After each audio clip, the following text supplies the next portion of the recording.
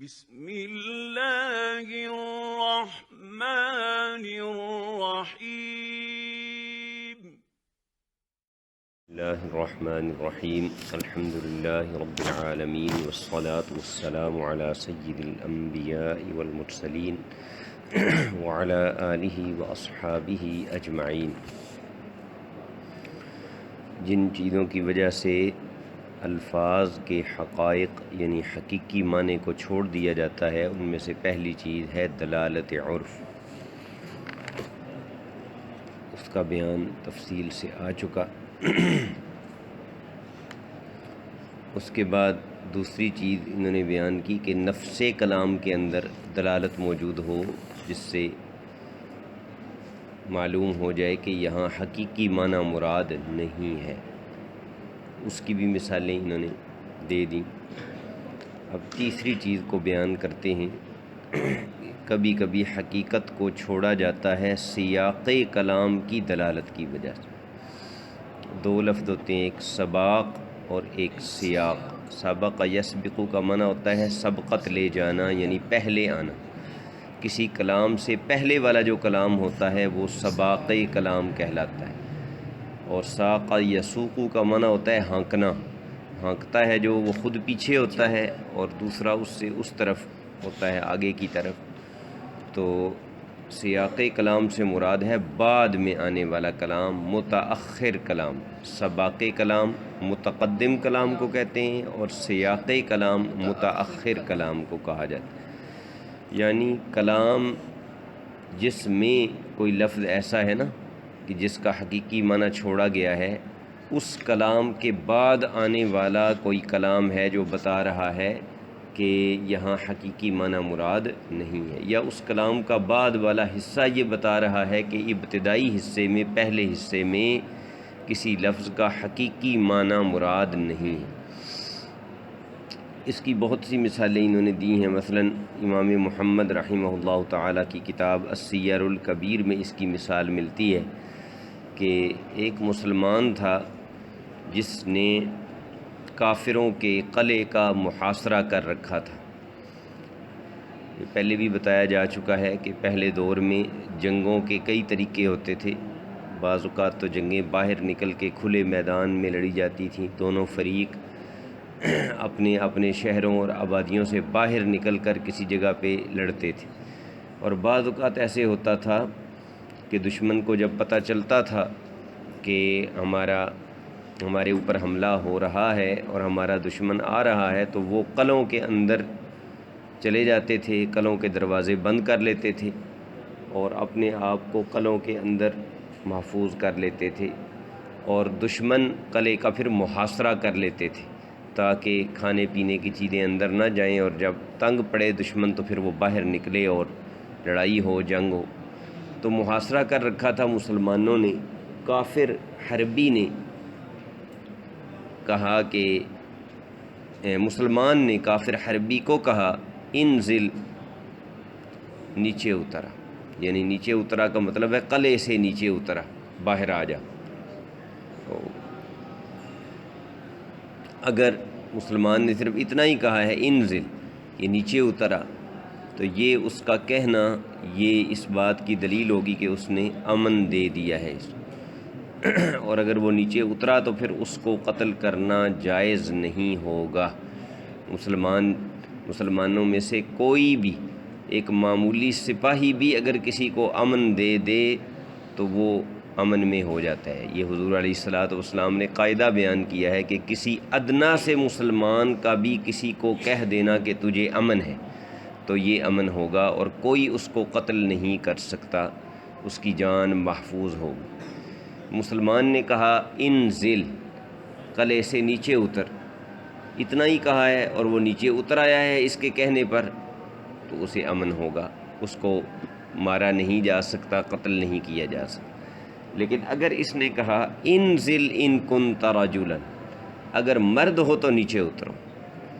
یہ کہا تو اب ان کنت رجلا یہ ہے سیاق کلام، یہ بعد والا کلام ہے جو بتا رہا ہے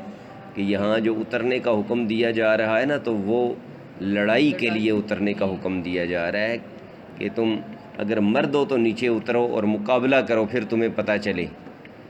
لہٰذا اس صورت میں اگر وہ نیچے اترے گا تو وہ آمن نہیں ہوگا، اسے امن نہیں ملے گا. یہاں یہ جو ان کنت رجلا کے ساتھ اس کو معلق کیا گیا ہے شرط کے ساتھ، یہ اس بات کا قرینہ ہے کہ یہاں نازل ہونے یعنی اترنے کی اجازت دینا اور اس کو اترنے کو اس کے لیے مباح کرنا یہ مقصود نہیں ہے، بلکہ اس کو کہا جا رہا ہے ان کنت رجلا، تو رجلا مطلق ذکر کیا گیا ہے، اور مطلق جب مطلق ہو تو اس سے فرد کامل مراد ہوتا ہے، تو رجل سے مراد ہوگا کامل فی الرجولیت، مرد ہونے میں کامل. مطلب ہے اگر تم کامل مرد ہو اور لڑ سکتے ہو، تمہارے اندر شجاعت بہادری موجود ہے اعلیٰ درجے کی، تو پھر نیچے اترو. میرا مقابلہ اگر کر سکتے ہو اور میری قوت کے سامنے اگر کھڑے ہو سکتے ہو تو پھر نیچے اترو. دوسری مثال، حربی نے اوپر سے کہا، قلعے کے اوپر سے، الامان الامان، یہ دونوں اعطونی کے مفعول ہوں گے، یعنی مجھے امان دے دو، مجھے امان دے دو. انہوں نے کہا، مسلمان نے کہا الامان الامان، یعنی قد اعطیناک الامان الامان، ہم نے تجھے امان دے دی، امان دے دی. صرف اتنا ہی کہا ہے اور وہ نیچے آ گیا تو وہ امان والا ہو. دشمنوں میں سے اگر کوئی میدان جنگ میں بھی ہتھیار ڈال دے نا، وہ کہے کہ میں نہیں لڑتا تم سے، مجھے امان دے دو، اور اس کو امان دے دی جائے تو پھر اس کو قتل نہیں کیا جا سکتا، اور کوئی بھی اس کو یہ امان دے سکتا ہے. صرف اتنا کہا تو پھر امان ہوگی. اور اگر مسلمان نے جواب میں کہا الامان ستعلم ما تلقى غدا، تم امان مانگتے ہو، تمہیں کل پتہ چل جائے گا کہ تمہارے ساتھ ہوتا کیا ہے، تھوڑا انتظار کرو، تمہیں کل پتہ چلے گا کہ تمہارے ساتھ ہم کیا کرتے ہیں، تمہیں کس چیز سے تمہاری ملاقات ہوتی ہے، یعنی کون سی چیز کو تم دیکھو گے، یہ تمہیں کل پتہ چلے گا. یا اس نے کہا لا تعجل حتی ترا، تم امان مانگتے ہو، جلدی نہ کرو، تم دیکھ لو گے. اس صورت میں اگر وہ اترے گا تو وہ آمن نہیں ہوگا، اس کو امان نہیں ملے. کیوں؟ اس لیے کہ یہ جو کہا جا رہا ہے ستعلم ما تلقى غدا، جو تمہیں کل جس چیز سے تمہاری ملاقات ہوگی تمہیں پتہ چل جائے گا، تو اس سے مراد یہ ہے کہ کل جب تم لڑو گے اور تنگ آ کے باہر نکلو گے، کیونکہ باہر سے ہم نے محاصرہ کیا ہوا ہے، کوئی چیز اندر تو جا نہیں سکتی نہ باہر آ سکتی ہے، تو کتنی دیر آخر رہو گے اندر، نکلو گے ہی نا، باہر نکلو گے اور لڑو گے تو پھر تمہیں پتہ چل جائے گا. اور دوسری صورت میں جب وہ کہہ رہا ہے کہ لا تعجل حتی ترا، تو اس کا مطلب بھی یہی ہے کہ حتی ترا محاربتی، یہاں تک تو دیکھے کہ میں تجھ سے کیسے لڑتا ہوں اور کس طرح تجھے مارتا ہوں. ان صورتوں میں سیاق کلام یہ بتا رہا ہے کہ یہاں بھی جو الامان کہا جا رہا ہے تو اس سے امان دینا مقصود نہیں، بلکہ اس کو ڈانٹنا، اس کو جھڑکنا، اس کو ڈرانا، یہ مقصود ہے. ایک آدمی نے دوسرے آدمی کو کہا کہ میرے لیے لونڈی خرید لا لتخدمنی، تاکہ وہ میری خدمت کرے، بازار سے میرے لیے لونڈی خرید لا تاکہ وہ میری خدمت کرے. تو وہ گیا تو اس نے نابینا یا جس کو فالج ہوا تھا، جس کے اعضاء کام نہیں کر سکتے تھے، وہ لونڈی خرید لی اس کے لیے. لا یجوز، یہ جائز نہیں ہوگا، یعنی اس کے پیسے اس موکل کو جس نے اس کو وکیل بنایا تھا لونڈی خریدنے کا، اس کے ذمے نہیں ہوں گے، اور نہ ہی وہ لونڈی اس کی ہوگی. وہ جو اندھی اور لولی لنگڑی خرید کے لایا ہے وہ جانے اور اس کا کام جانے. کیوں؟ اس لیے کہ سیاق کلام میں اس نے کہا تھا لتخدمنی، یہ لونڈی خرید کر لا تاکہ وہ میری خدمت کرے. تو خود سیاق کلام کے اندر یہ اشارہ موجود ہے کہ یہاں لونڈی خریدنے کا حکم کس لیے دیا جا رہا ہے. تو پھر لونڈی سے ویسے تو جاریتن جب کہا تو مطلق ہے نا، تو مطلق کو اپنے اطلاق پر رکھا جاتا ہے. صفات کے لحاظ سے پیچھے آپ نے پڑھا، اس میں اندھی ہو یا آنکھوں والی ہو، لولی لنگڑی ہو یا صحیح سلامت ہو، سب شامل ہیں. لیکن سیاق کلام نے بتا دیا کہ یہ معنی مراد نہیں ہے، بلکہ یہاں کامل اعضاء والی اور تندرست خدمت کے لائق جو لونڈی ہے وہ مراد ہے. سیاق کلام اس بات پر دلالت کر رہا ہے۔ اگر کہا اشتری لی جاریۃ حتی اطاعہا، میرے لیے لونڈی خرید تاکہ میں اس سے وطی کروں، تو اس نے ایسی لونڈی خرید لی کہ جو اس موکل کی حکم دینے والے کی رضائی بہن، جو اس کی رضائی بہن تھی، تو ظاہر ہے رضائی بہن سے تو وطی نہیں ہو سکتی، اور وہ جو حتی اطاعہا کہہ کر بتا رہا ہے کہ یہاں جاریہ سے مراد وہ جاریہ ہے، وہ لونڈی ہے جس سے میرا وطی کرنا حلال ہو، جائز ہو، تو لہٰذا یہاں بھی وہ موکل کی طرف سے نہیں ہوگی، یعنی اس کے پیسے موکل نہیں دے گا، اور نہ ہی وہ موکل کے لیے سمجھا جائے گا کہ اس نے خریدی ہے، بلکہ وہ اسی کے ذمے ہوگی۔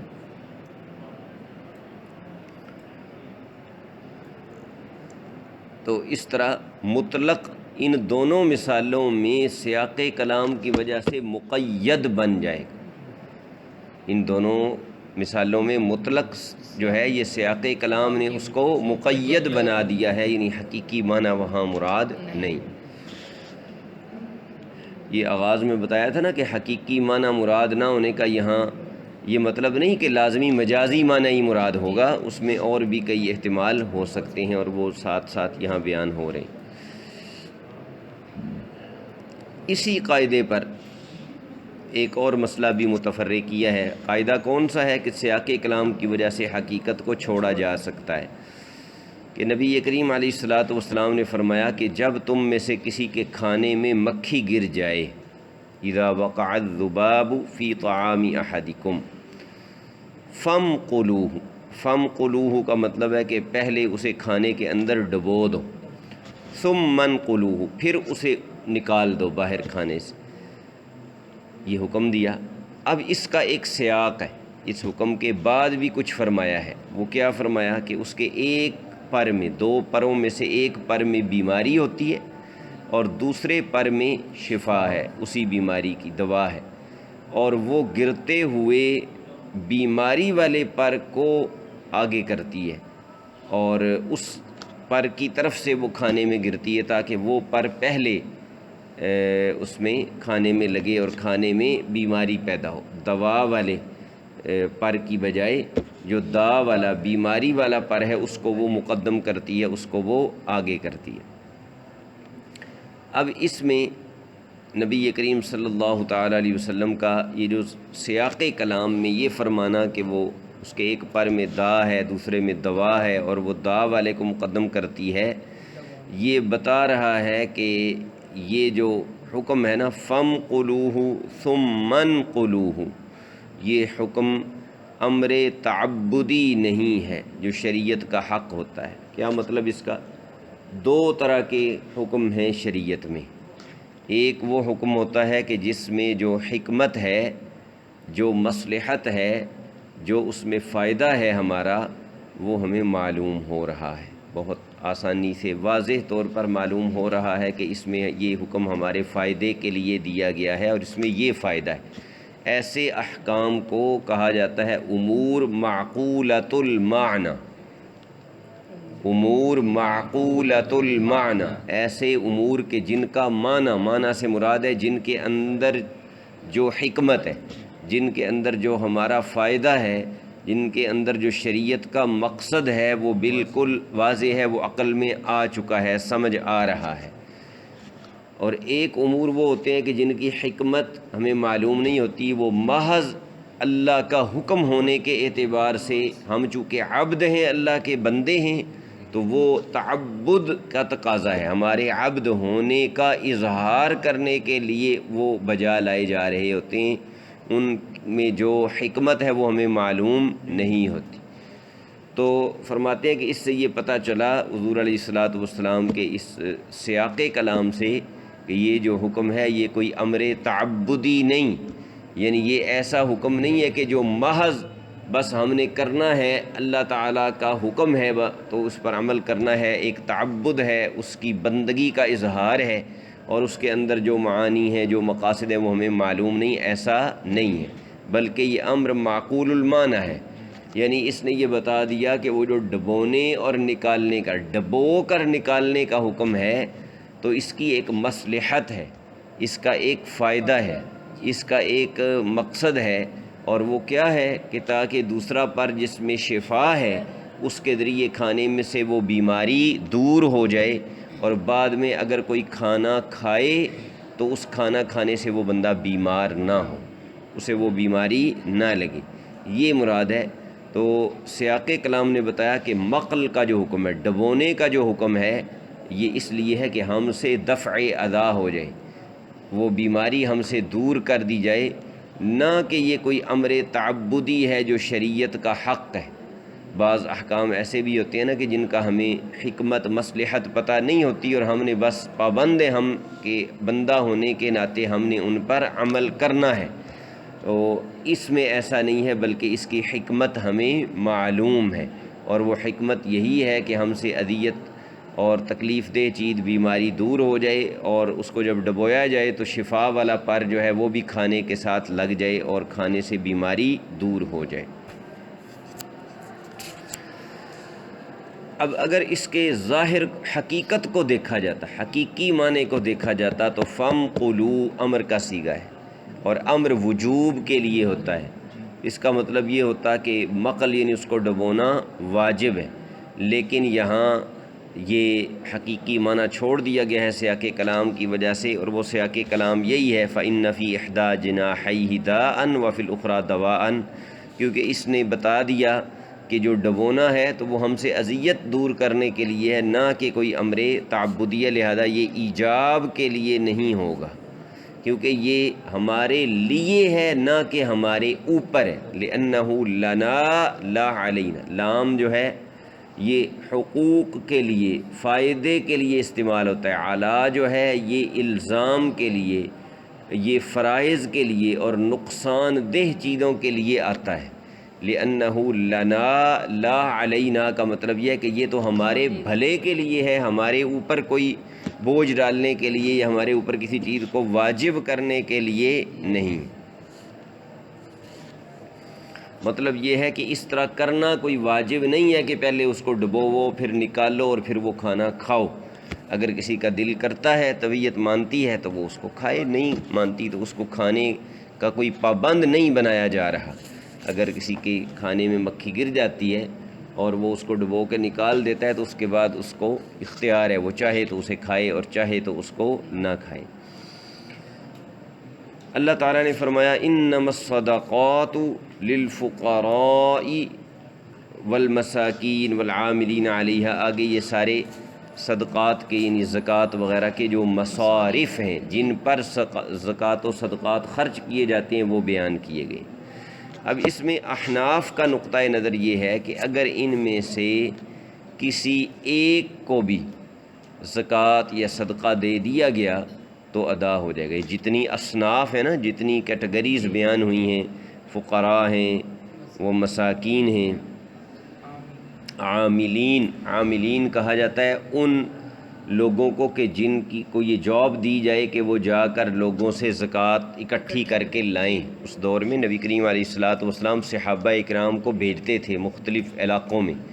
کہ وہ جا کر وہاں کے لوگوں سے زکوٰۃ کا مال جمع کر کے لائیں، اور تاکہ وہ فقراء میں تقسیم کیا جا سکے، تو ان کو کہا جاتا ہے والعاملین علیہ والمؤلفۃ قلوب۔ مؤلفۃ القلوب وہ لوگ تھے جو انتہائی غریب تھے، انتہائی غریب، لیکن ابھی اسلام نہیں لائے تھے، تو نبی کریم علیہ السلام زکوٰۃ کے مال میں سے ان کی دل جوئی کے لیے، ان کو اسلام کے قریب کرنے کے لیے ان کو بھی کچھ نہ کچھ عطا فرما دیتے تھے، تاکہ یہ اسی بہانے اسلام کی طرف متوجہ ہوں اور اللہ تعالیٰ ان کو ہدایت عطا فرما دے۔ وفر رقاب رقبہ کی جمع ہے، یعنی مطلب ہے جن کی گردنیں قید ہیں، یعنی جو غلام ہیں اور چھٹکارے کے لیے بدلے کتابت وغیرہ دینے کے لیے جن کے پاس پیسے نہیں ہیں تو ان کو دے دی جائے زکوٰۃ، تاکہ وہ اپنا بدلے کتابت وغیرہ دے کر تو آزادی حاصل کر لیں۔ والغارمین جو مقروض ہیں، قرضہ چڑھ گیا ہے کسی بندے پر اور بالکل وہ بیچارہ کنگال ہو گیا ہے اور بینکرپٹ جس کو کہتے ہیں، اس کے پاس کچھ بھی نہیں رہا اپنے پیسے قرضہ ادا کرنے کو، اس کو دے دی جائے۔ اور جو اللہ کی راہ میں جہاد کرتے ہیں اور مسافر ہے ایک بندہ، سفر کی حالت میں اس کا نان و نفقہ ختم ہو گیا ہے تو اس کو دے، یہ مصارف بیان کیے گئے۔ اب احناف کا نقطہ نظر یہ ہے کہ ان میں سے کسی ایک کو بھی دے دیا جائے نا اگر زکوٰۃ کا مال تو وہ ادا ہو جائے گی زکوٰۃ. ہاں البتہ افضل یہ ہے کہ اتنا ایک ہی فقیر کو اکٹھا نہ دیا جائے کہ وہ خود صاحب نصاب ہو جائے، بلکہ اتنا اس سے کم کم دیا جائے اور باقی اگر ہے تو وہ اور کسی فقیر کو یا اور فقراء کو دیا جائے. یہ احناف کا نقطہ نظر ہے. امام شافعی رضی اللہ تعالی عنہ فرماتے ہیں کہ یہاں آیا ہے لام انما الصدقات للفقراء، اور لام استحقاق کو بیان کرتا ہے کہ صدقات جو ہیں یہ ان آگے والوں کا حق ہے. تو اب چونکہ اس میں جمع کے صیغے استعمال کیے گئے ہیں اور عطف ڈالا گیا ہے ان پر، ان کا ایک دوسرے پر، لہٰذا ایک تو ان سب کو دینا پڑے گا اور ان سب میں سے بھی تین افراد کو کم از کم دینا پڑے گا، یعنی 3 فقراء کو، 3 مساکین کو. اسی طرح آگے مؤلفۃ القلوب تو ختم ہو گئے ہیں، وہ صرف حضور علیہ السلام کے ساتھ خاص تھے. آج کسی غیر مسلم کو اس لیے زکوٰۃ کا مال نہیں دیا جا سکتا کہ وہ اسلام کی طرف آ جائے، یہ حضور کی خصوصیت تھی. تو باقی جو ہے وہ 3 کو دینا ضروری ہے، اور جتنے اس میں انواع اصناف بیان کیے گئے ہیں ان سب کو دینا ضروری. لیکن ہم نے کہا کہ نہیں، ایسا نہیں ہے. سیاق کلام پہ غور کریں. سیاق کلام کیا ہے؟ فرمایا گیا کہ وَمِنْهُمْ مَنْ يَلْمِزُكَ فِي الصَّدَقَاتِ، کچھ ایسے ہیں ان لوگوں میں سے، منافقین میں سے، کہ جو زکوٰۃ و صدقات کے بارے میں آپ پر الزام تراشی کرتے ہیں. یعنی وہ کہتے ہیں کہ یہ زکوٰۃ صدقات کے مال کو عدل اور انصاف کے ساتھ تقسیم نہیں کرتے. یہ ایک منافق نے حضور علیہ السلام کو کھڑے ہو کر کہا تھا نا کہ آپ عدل سے کام لیں، جس کے بارے میں حضور نے فرمایا تھا کہ اس کی نسل میں سے ایسے لوگ ظاہر ہوں گے کہ جن کا کو تم قرآن پڑھتے دیکھو گے تو تم کہو گے کہ ان سے بہتر کون قرآن پڑھ سکتا ہے، لیکن ایمان ان کے دلوں میں داخل نہیں ہوگا. تو کچھ وہ ہیں جو آپ پر الزامات لگاتے ہیں، اور کچھ وہ ہیں کہ اگر ان کو دیا جائے تو وہ راضی ہو جاتے ہیں، اور نہ دیا جائے تو اذا ہم یسخطون، وہ ناراض ہو جاتے ہیں. یہ جو سیاق کلام ہے یہ اس بات پر دلالت کر رہا ہے کہ یہ اصناف کا ذکر منافقوں کے لالچ کو ختم کرنے کے لیے ہے، نہ کہ یہ بیان کرنے کے لیے کہ یہ جتنی انواع ہیں ان سب کو دو گے تو صدقات و زکوٰۃ ادا ہوں گے، ورنہ نہیں. کیا مطلب؟ کہ ان سب کو اس لیے مینشن کر دیا گیا کہ وہ منافق جو یہ توقع رکھتے ہیں کہ ہمیں بھی زکوٰۃ و صدقات میں سے کچھ ملے، وہ دیکھ لیں کہ زکوٰۃ و صدقات تو ان گروہوں کو ملتے ہیں اور ہم ان میں ہیں. ہم جب ان میں نہیں ہیں تو ہم زکوٰۃ و صدقات کے مستحق نہیں ہیں، ہم زکوٰۃ کے مستحق نہیں ہیں. ان کی طمع کٹ جائے، ان کی جو امید ہے اس کو ختم کر دیا جائے کہ زکوٰۃ کے اموال کی ہمیں بالکل امید نہیں رکھنی چاہیے، کیونکہ ان کے مصارف تو اللہ نے بیان کر دیے ہیں اور وہ یہی ہیں. تو یہ ان کی دفع طمع کے لیے اور قطع طمع کے لیے یہ ذکر کیا گیا ہے، نہ کہ اس کے لیے کہ یہ سارے کے سارے جو انواع اور اصناف ہیں ان سب کو دینا اور ہر میں سے 3 افراد کو دینا یہ ضروری. لہٰذا سب کو دینا یہ اس آیت کا مقصود نہیں ہے، اور نہ ہی سب کو دینا واجب ہوگا. اس لیے کہتے ہیں کہ فلا يتوقف الخروج عن العہدة على الاداء اذا الکل. خروج عن العہدہ کا معنی ہوتا ہے ذمہ داری سے باہر آنا، عہدہ برا ہونا. عہدہ ذمہ داری کو کہتے ہیں، یعنی کسی ذمہ داری کو پورا کر دینا، فلفل کر دینا کسی چیز کو جو آپ کے اوپر ہو، لازم ہو. ذمہ داری یعنی کون سی ذمہ داری؟ زکوٰۃ کی ادائیگی والی ذمہ داری. اس ذمہ داری سے عہدہ برا ہونے کے لیے سب کو دینا، ان ساری اصناف کے بندوں کو تلاش کر کے دینا اور 3 کو دینا یہ ضروری نہیں ہے، کیونکہ یہاں مصارف کا بیان منافقوں کے طمع کو ختم کرنے کے لیے ہے، تاکہ جب سارے مصارف بیان ہو جائیں تو انہیں پتہ چل جائے کہ ان میں سے ہمارا تو شمار نہیں کیا گیا، ہم ان میں سے کسی کیٹیگری میں بھی فال نہیں کرتے، لہٰذا ہم اس کے مستحق نہیں ہیں، یہ بتانے کے لیے نہیں ہے کہ ان میں سے کسی کو اگر نہ دیا تو زکوٰۃ ادا ہی نہیں ہوگی۔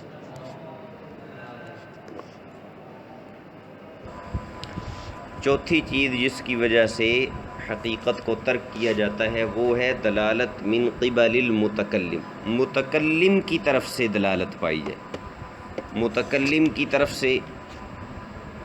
دلالت کا مطلب یہ ہے کہ جیسے ابتداء میں آیا تھا نا کہ خود کلام کے اندر دلالت موجود ہو،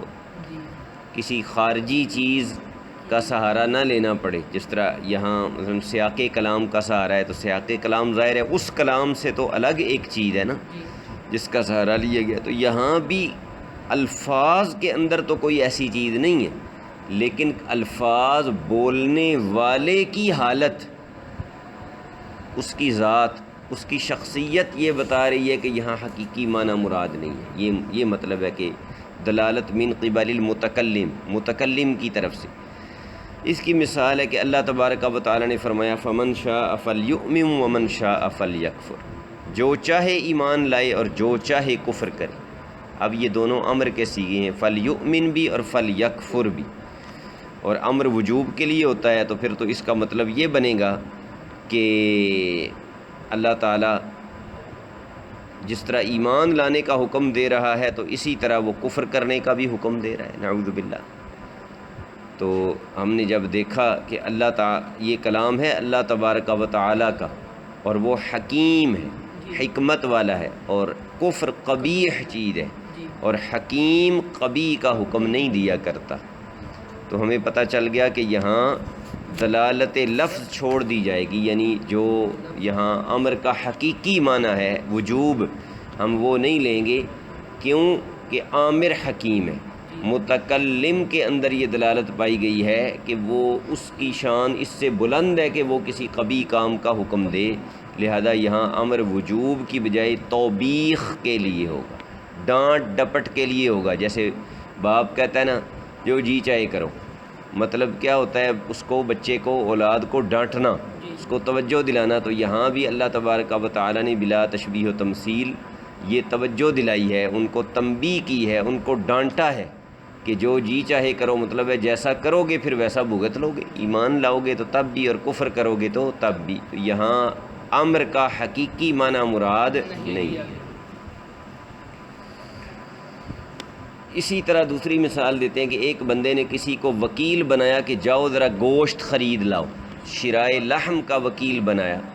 اب اگر جو عامر ہے، موکل ہے، حکم دینے والا ہے، اگر وہ سفر میں ہے اور کسی جگہ رکے ہیں اور رک کے اس نے کہا کہ جاؤ گوشت لے آؤ، نزل علی الطریق، تو پھر فہو علی المطبوخ او علی المشویج، تو یہ جو حکم ہوگا اس کو محمول کیا جائے گا یا تو پکے ہوئے پر یا بھنے ہوئے پر، یا تو اس سے گوشت کا سالن مراد ہے یا روسٹ کیا ہوا جو ہے وہ مراد ہے۔ اور اگر اپنے گھر میں ہے اور اس کو پیسے دیتا ہے اور کہتا ہے جاؤ بازار سے گوشت لے آؤ، تو اس سے مراد علی النی، نئی کچے کو کہتے ہیں، کچا گوشت جو ہے وہ مراد ہوگا۔ یہاں بھی کوئی الفاظ تو ایسے موجود نہیں ہیں کلام کے اندر کے جو بتائیں کہ یہاں پکا ہوا مراد ہے، یہاں کچا مراد ہے، لیکن متکلم کی کنڈیشن، اس کی حالت یہ بتا رہی ہے کہ جب وہ سفر میں کہہ رہا ہے کہ گوشت لے آؤ، تو وہ ظاہر ہے وہاں خود تو پکا نہیں سکتا، تو وہ کچا گوشت ہی کہہ رہا ہوگا، پکا ہوا گوشت ہی کہہ رہا ہے، سالن کہہ رہا ہے، یا جو بھنا ہوا ہے وہ کہہ رہا ہے۔ شوا یشوی کا معنی ہوتا ہے بھوننا، اور اگر وہ گھر میں ہے تو اس وقت وہ کچا گوشت ہی منگائے گا تاکہ اس کو گھر میں خود پکایا جا سکے۔ اب دونوں صورتوں میں دیکھیں نا کہ اگر لفظ کو دیکھیں تو وہ تو مطلق، اللحم وہ تو مطلق ہے، لیکن متکلم کے اندر ایسی دلالت موجود ہے کہ جس نے بتا دیا کہ یہاں اس کو مطلق رکھ کر اس کا معنی مراد نہیں لیں گے، بلکہ دونوں صورتوں میں ساتھ ایک قید کا اضافہ ہے، اس مطلق کو مقید بنایا جا رہا ہے کہ یا تو مطبوخ اور مشوی مراد ہے یا نئی یعنی کچا مراد۔ اسی قسم میں سے یعنی جہاں متکلم کی طرف سے دلالت پائی جاتی ہے کہ یہاں حقیقی معنی مراد نہیں ہے۔ اسی کی ایک قسم ہوتی ہے یمین فور۔ یمین فور کسے کہتے ہیں؟ فور کا معنی ہوتا ہے فوراً، اسی وقت، سمجھ آئی ہے نا؟ ایٹ دا اسپاٹ جسے کہتے ہیں۔ یہ بعض قسمیں ایسی ہوتی ہیں کہ ان میں متکلم کے اندر دلالت موجود ہوتی ہے کہ یہ زندگی بھر کی قسم نہیں اٹھائی جا رہی، یہ اس جو فوری کرنٹ سچویشن ہے اس کے حوالے سے قسم اٹھائی جا رہی ہے۔ مثلا ایک بندہ ناشتہ کر رہا تھا، تو اس کا کوئی دوست آ گیا اوپر سے، اس نے کہا آؤ تم بھی ناشتہ کرو، تو اس نے کہہ دیا واللہ لا اتغدی، بخدا میں تو ناشتہ نہیں کروں گا، قسم اٹھا کر کہہ دیا۔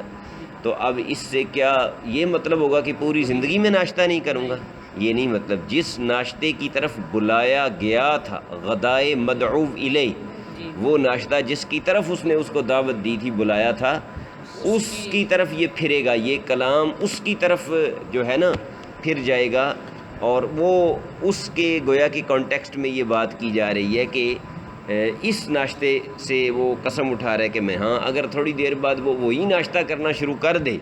پھر حانث ضرور ہوگا، پھر قسم کا کفارہ لازم ہوگا۔ لیکن اگر وہ بعد میں دوسرے دن ناشتہ کرے، تیسرے دن ناشتہ کرے، تو اس ناشتے سے وہ حانث نہیں ہوگا، کیونکہ جو ہے نا دلالت خود متکلم کے اندر یہ دلالت موجود ہے کہ یہاں وہی معنی مراد ہے۔ تو اب یہ فوری ایک کام جو ہے اس کے حوالے سے قسم اٹھائی جا رہی ہے نا، اس لیے اس کو فقہا کہتے ہیں یمین الفور، کیونکہ یہ اسی وقت پر واقع ہوتی ہے نا، اور بعد والے اوقات کو یہ محیط نہیں ہوتی۔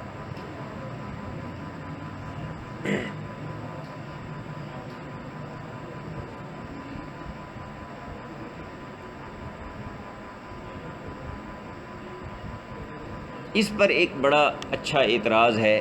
بڑا مفید اعتراض جواب ہے، وہ یہ ہے کہ ایک قاعدہ ہے جو آپ نے بلاغت میں بھی پڑھ چکے ہیں، آپ دروس البلاغہ میں بھی، وہ اصل میں تو لغت کا قاعدہ ہے، لیکن فقہا کہ یہ سارے جو مباحث آپ پڑھ رہے ہیں، ظاہر ہے کہ یہ سارے مباحث جو ہیں یہ لغت پر ڈیپینڈ کرتے ہیں۔ اصول فقہ کا ایک پورا حصہ وہ ہے کہ جس میں لغوی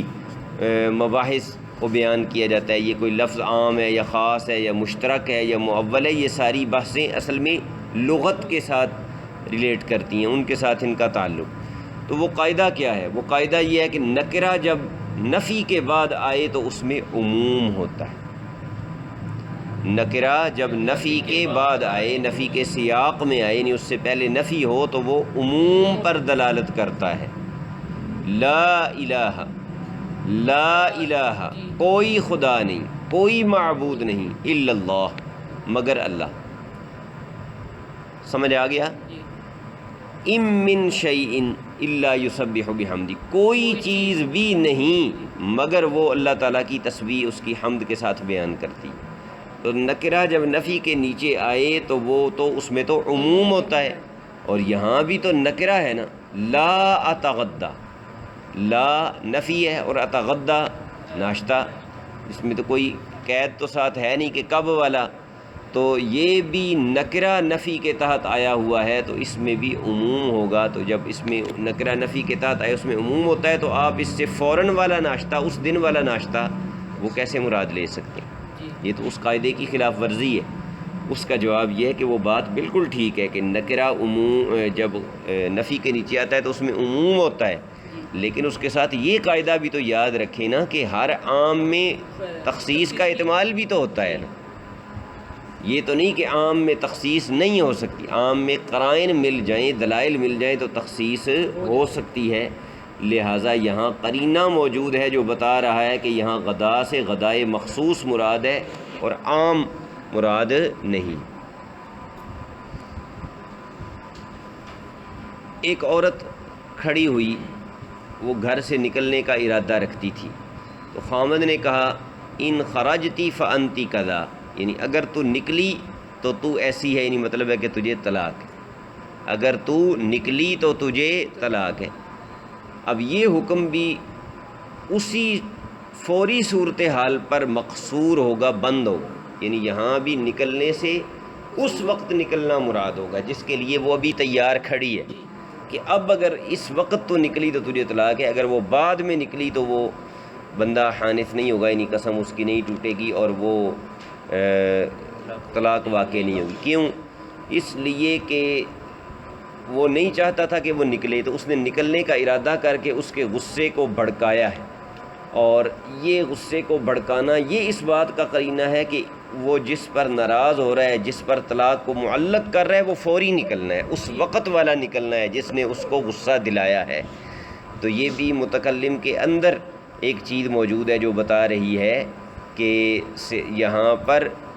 مطلق مراد نہیں ہے یا عام مراد نہیں ہے، ہر نکلنا مراد نہیں ہے، بلکہ فوری والا، اس وقت والا نکلنا ہی مراد ہے، بعد میں نکلی تو اس کو طلاق نہیں۔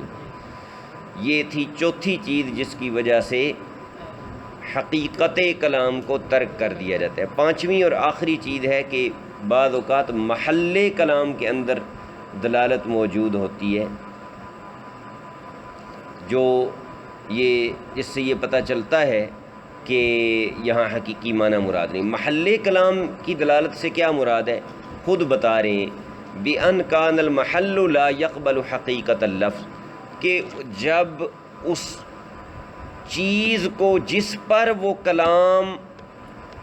بولا گیا ہے،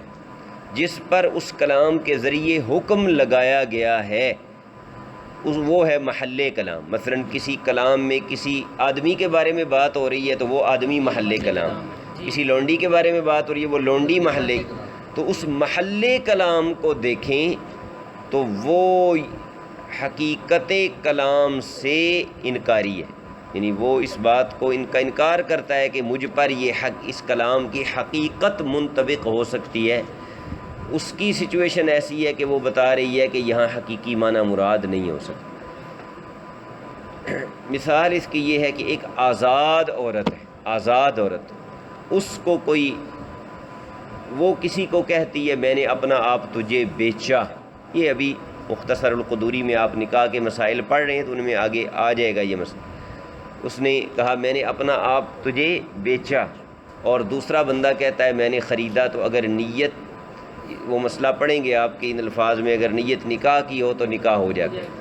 اب اس میں اس نے کہا کہ میں نے اپنا آپ بیچا تجھے، اپنا آپ تجھے ہبہ کیا، میں نے اپنے آپ کا تجھے مالک بنایا، میں نے اپنے آپ کو تیرے لیے صدقہ کیا، تصدقت لک نفسی وہبت لک نفسی ملکتک نفسی۔ ان ساری صورتوں میں ایک عورت ان الفاظ کو اپنے لیے استعمال کر رہی ہے، ان الفاظ کا محل اپنے آپ کو بنا رہی ہے، اور وہ ہے حرہ، آزاد۔ اور ہم جانتے ہیں کہ آزاد کی نہ تو بیع ہو سکتی ہے، نہ آزاد کا ہبہ ہو سکتا ہے، نہ آزاد کا کوئی مالک بن سکتا ہے، نہ ہی آزاد اپنے آپ کو کسی پر صدقہ کر سکتا، اس معنی میں کہ اگلا اس کا مالک بن جائے۔ سمجھ آ رہی ہے؟ تو جب محل کلام ان الفاظ کے حقیقی معنی کی گنجائش نہیں رکھتا تو پھر ظاہر ہے کہ ان کا مجازی معنی مراد ہوگا۔ وہ کس طرح مجازی معنی مراد ہوگا؟ کہ جب کوئی کسی کا بیع کے ذریعے مالک بنتا ہے لونڈی وغیرہ کا، تو پہلے تو وہ مالک بنتا ہے اس کے رقبہ کا، اس کے وجود کا، سمجھ آ گئی؟ اور پھر اس کے ضمن میں وہ اس کو وطی کا حق بھی مل جاتا ہے، جسے ملک بضع کہتے ہیں۔ اسی طرح اگر کوئی اپنی لونڈی کسی کو ہبہ کر دے، اپنی لونڈی کا کسی کو مالک بنا دے، اپنی لونڈی کسی کو دے دے، سب صورتوں میں